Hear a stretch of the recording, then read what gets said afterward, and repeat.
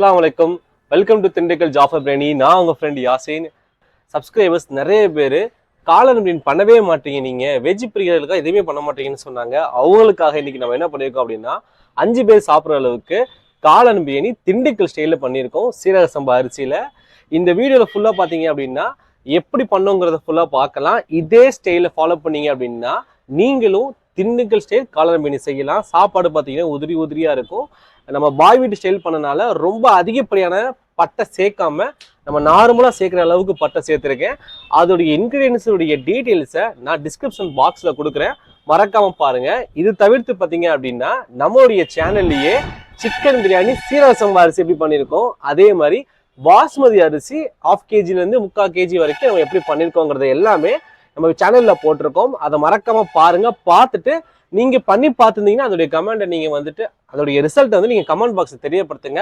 அதுக்கேற்ற மாதிரி இன்னும் டீட்டெயிலாக நம்ம வந்து எக்ஸ்பிளனேஷன் கொடுக்கலாம். வேற ஏதாவது உங்களுக்கு டிஷஸ் தேவைன்னாலும் மறக்காம இந்த கமெண்ட் பாக்ஸில் மென்ஷன் பண்ணுங்க. வரக்கூடிய வீடியோக்களை நம்ம அதை இன்னும் கொஞ்சம் மெருகேற்றி நீங்க கேட்குற மாதிரி நிறைய ஐட்டங்கள் நம்ம செஞ்சு பண்ணலாம். வாங்க நம்ம போய் வீடியோக்குள்ள போகலாம்.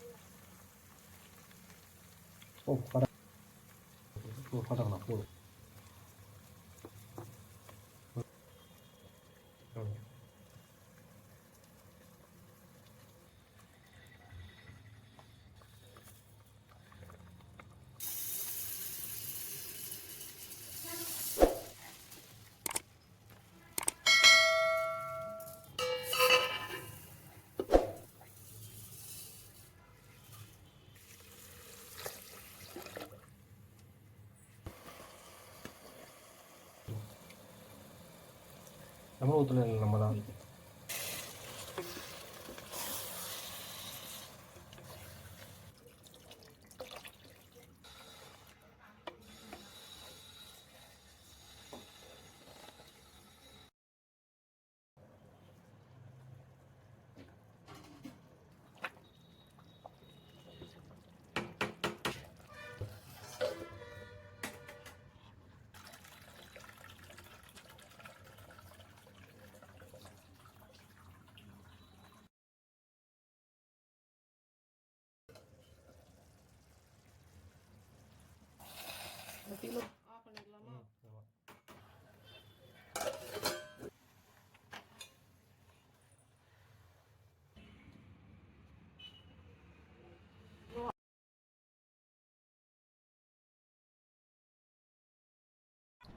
இப்போ நம்ம தம்மு போட்டு 20 நிமிஷம் ஆயிடுச்சு. கேஸ் அடுப்புல தம்மு உடைச்சிட்டோம். சாப்பாடுடைய அவுட்புட் இப்படிதான் இருக்கு. இப்போ பாருங்க காளான். நான் முதலே சொன்ன மாதிரி இங்க பாய் வீட்டு ஸ்டைல் காளான் பிரியாணி ட்ரை பண்ணியிருக்கேன். இங்க பாத்தீங்கன்னா தெரியும். ஆஹா, அருமையா காளான் வந்திருக்கு. இருங்க அப்படி ஜூசியா. பிஸ்மில்லாஹ் ரஹ்மான் ரஹீம்.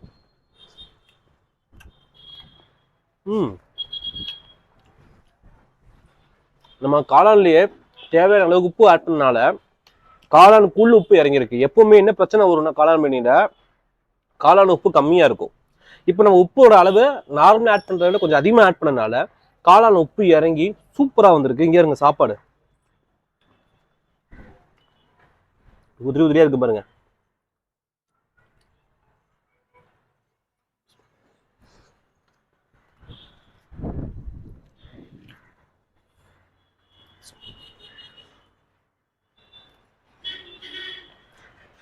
மசாலா சூப்பரா இருக்கு. சாப்பாடு கேஸ் அடுப்புல பண்ண மாதிரியே இல்லை, விறகு அடுப்புல பண்ண மாதிரியே இருக்கு. ரொம்ப அருமையா இருக்கு.